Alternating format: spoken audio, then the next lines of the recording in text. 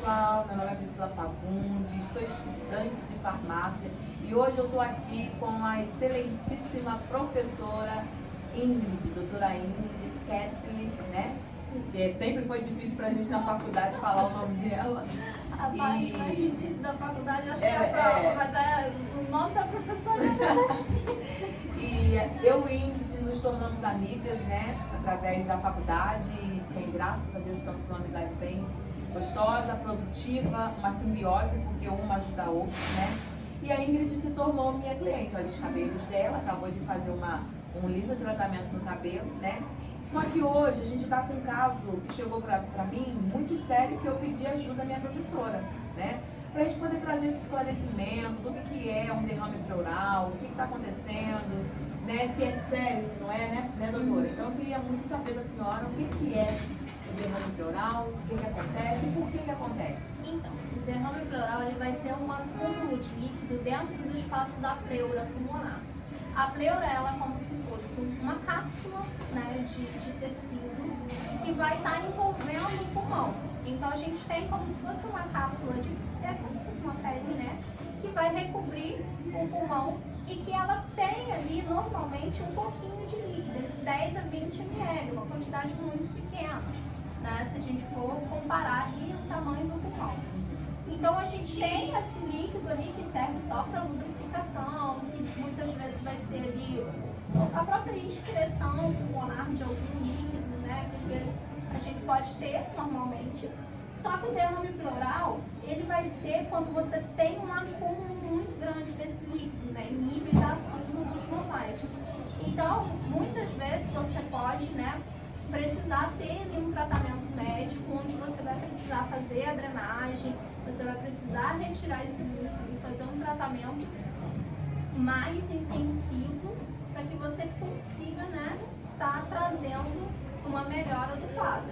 Porque em situações, né, onde você tem um derrame pequeno, você ainda não tem muito prejuízo das funções pulmonares.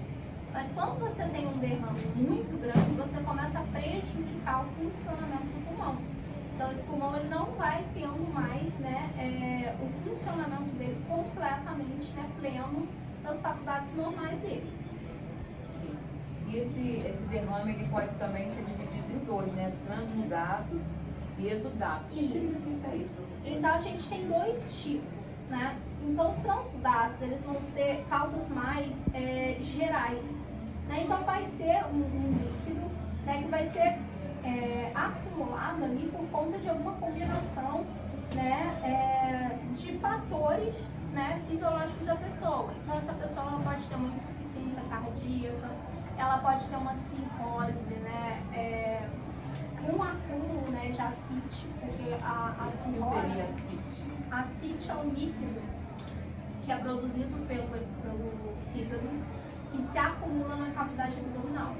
Então, quando você tem um problema hepático, você vai ter, né, uma dificuldade ali no seu fígado de metabolizar as substâncias do seu sangue. Então, essas substâncias que precisam ser metabolizadas para ser excretadas no corpo, substâncias, né, que é o famoso, o pessoal tem essa mania de suco de detox, de fazer o detox do corpo, e o verdadeiro detox do nosso corpo é o fígado. Então, ele que vai tirar as toxinas do seu corpo, vai diminuir a quantidade de toxina e vai jogar fora na urina, nas fezes, no suor, enfim. Então você tem uma transformação química desses tóxicos, entre aspas, assim, no seu organismo para poder ter excreção, para limpar o sangue. Então, quando o seu fígado ele para de funcionar por algum motivo, ou ele tem uma diminuição da funcionalidade dele, você tem um acúmulo dessas substâncias no sangue. E o nosso corpo, para tentar tirar essas substâncias, ela vai jogando isso na forma de líquido na cavidade abdominal. É a barriga d'água, né? A barriga d'água. A gente vai ficando inchado, vai formando um acúmulo de líquido, e aí fica aquele barrigão que parece que a pessoa está grávida, mas se você espetar ali um dreno, que é geralmente o tratamento que a gente tem, né, hospitalar, você faz ali a paracentese, onde você vai colocar um dreno para retirar o líquido. Tem casos assim que você consegue tirar de 10 a 20 litros de líquido da cavidade abdominal que vão ficando acumulados ali justamente por você não conseguir eliminar isso de outra maneira. Então, como o corpo ele não consegue jogar fora, ele vai arrumar jeito de tocar em algum lugar, porque ele pode ficar no sangue. E aí, uma das causas do derrame pleural é justamente esse quadro. Então, você tem uma cirrose, um acúmulo de líquido abdominal, e por proximidade, como o abdômen está cheio de líquido, ele está muito perto do pulmão, esse líquido ele pode subir, ele pode entrar ali por via pulmonar e ficar ali na pleura também. Então seria dois aspectos diferentes, isso, né? porque a gente tem uma proteína no nosso sangue, né, que chama albumina. Essa é uma das principais proteínas de ligação de substâncias. Então, quem vai jogar o tóxico lá no seu fígado é a albumina, porque as moléculas elas não correm soltas no sangue. A albumina vai lá, abraça e carrega para onde tem que levar. Então, leva para o fígado, leva para o rim, leva para dentro da célula e faz esse transporte mesmo. É como se fosse um busão do sangue. Ônibus que fosse pegando Que cada um. fosse pegando cada um e levando para o seu lugar certinho. Então, medicamento, a maioria dos medicamentos tem ligação a proteínas plasmáticas. Então, a albumina, como sendo, né, uma proteína plasmática, ela tem esse papel. Só que quando ela está colada, né, abraçada ali na molécula, que o seu corpo vai jogar fora, o seu corpo joga fora também, junto com a albumina. Então, a albumina do seu corpo, as proteínas ali do sangue, né, elas vão ficando acumuladas nesse líquido também, né, da CIT. Então, quando você tira a CIT, você tem, né, uma perda muito grande de albumina. Porque a albumina foi lá com a função dela de levar para o fígado e falar, olha, tá aqui. Só que o fígado não tem mais força, ele está lesionado, ele teve algum problema por conta de uma cirrose, pode ser alcoólica, pode ser por conta de vários motivos, e ele não está conseguindo trabalhar. E aí, como ele não consegue trabalhar, ele joga aquilo com albumina e tudo, né, para a cavidade abdominal. Tudo aquilo que está impedindo do corpo funcionar bem, que seria a Isso. homeostase, o próprio corpo vai rejeitar. Exatamente. Né, E aí fazer você expulsão. fica com uma diminuição de albumina no sangue, que é o que a gente chama na medicina de hipoalbuminemia. Então você tem essa hipoalbuminemia que facilita, né, o derrame pleural. Sim. Então, por conta do seu sangue, né, ele tá ali com pouca proteína, né, porque a proteína está toda presa aqui na cavidade abdominal, você tem uma facilidade, né, de você desenvolver um derrame pleural, né, desse tipo transudativo. Então, pode ocorrer também por conta de uma síndrome nefrótica, que é uma lesão renal, que também causa hipoalbuminemia, porque quando você tem uma lesão renal, como se abrissem buracos no rim. Então, uma das principais características de você ter uma lesão renal é a proteína na urina. Proteína essa também é albumina.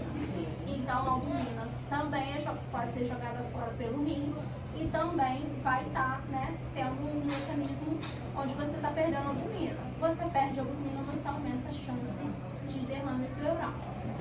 E o derrame exudativo, né, ele vai ser causado mais por um processo local do pulmão. Então, você tem algo pulmonar que está fazendo desenvolver o acúmulo de alguma substância que não é natural do pulmão, e essa substância vai sendo acumulada ali na pleura. Então você vai ter, né, um exudato de um líquido, de uma proteína, de alguma célula, de alguma bactéria, né, que vai estar ali levando esse líquido para a pleura pulmonar. Então os casos mais comuns, na maioria dos casos, vai ser uma pneumonia.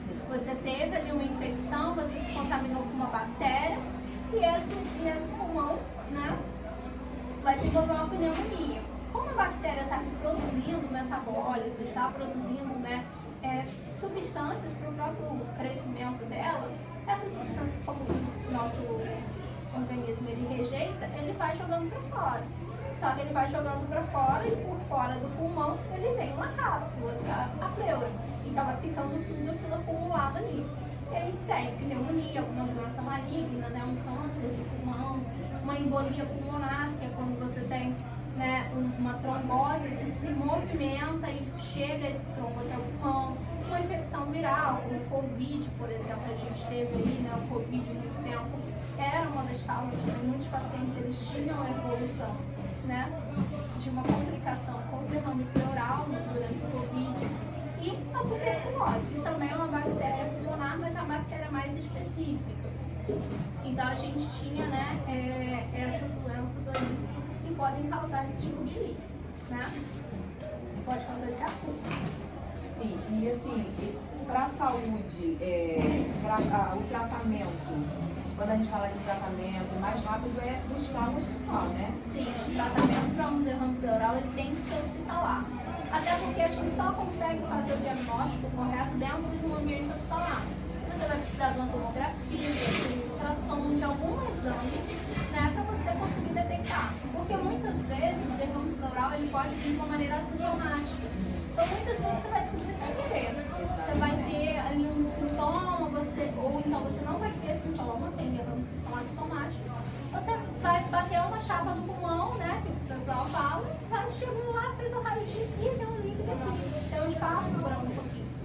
Muitas vezes, né, vai ser um derrame menor, que não vai ter tanta complicação, mas você vai precisar de um acompanhamento, de um tratamento. E os diagnósticos dele pode ser feito em radiologia, né?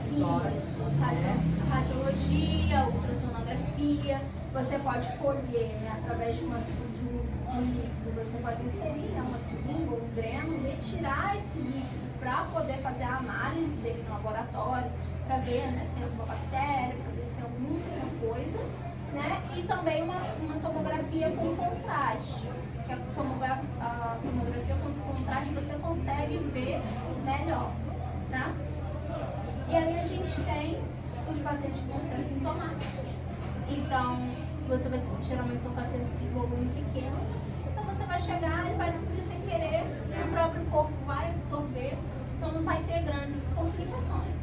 Mas em outros pacientes mais sensíveis, que tenham, né, uma complicação maior, que a causa desse derrame tenha uma complicação maior, você vai ter falta de ar, você vai ter comprometimento ali pulmonar, que muitas vezes você vai precisar de um suporte respiratório, então seja por catéter, oxigênio, ventilação não invasiva, que é aquela da máscara, ou então uma ventilação mecânica mesmo, que é o que a gente chama de intubar o paciente, né? Então, você pode chegar desde um derrame simples, em que você não tenha muito acúmulo de líquido, e pode ter um derrame extenso, onde você vai ter, né, uma imagem onde você vai conseguir visualizar mais líquido. Quanto mais líquido você tem, maiores são as complicações ali dentro. Então, gente, hoje foi um breve resumo, né, do caso que a gente está nas mãos. E eu agradeço a minha professora Ingrid por estar aqui comigo, né, somando comigo sempre. Eu era bagunceira na turma, né? Fazia. Muita bagunça, gente, mas assim, sempre fui muito aplicada, né? Que aí ninguém pode reclamar. As notas falavam por si. Né? Minhas notas eram bem boas, gente. Só tirava de 8, 9 e 10, né? E chorava quando eu tirava um 8, 9, porque a gente tem que trabalhar e estudar aquilo que a gente precisa. A Ingrid me ajudou muito, né? Quero ser grata diante das telas, diante dos meus amigos online. A Ingrid me ajudou a cuidar do meu pai, tá? Foi uma das profissionais que a Ingrid chegou a dormir na minha casa para ajudar o meu pai, né? Minha mãe lá. A gente recebeu ela com muito carinho. Então aqui eu quero, diante das câmeras, agradecer a minha professora, a minha amiga, né? Mais uma filha que eu ganhei na fé, né? Olha como os paradoxos acontecem, né? Então eu acabei ganhando mais uma filha na fé. E é isso, gente. O PF Cabelos, ele agora está num nível que Deus está levando ele onde ele quer. Né? Agora estamos na área agora do conhecimento, trazendo esse novo quadro para você de Papo com a Pri. Vai vir muitos profissionais falarem sobre isso, né? Sobre os assuntos do cotidiano, das áreas que a gente trabalha, né? Daquilo que Deus quer que a gente fale. E lembrando que nós não somos religiosos, né? A gente tem conhecimento, doutora Ingrid Fagundes, né? E estou caminhando para seguir o mesmo exemplo que ela, também na área da farmácia. Silvana, doutora, daqui a pouco vai ser a contadora. Então, todo o pessoal que se achega aqui, eles têm um crescimento muito grande. É isso que eu quero, né? Eu quero que você venha e bate um papo comigo, tá bom? Até lá, até o próximo vídeo.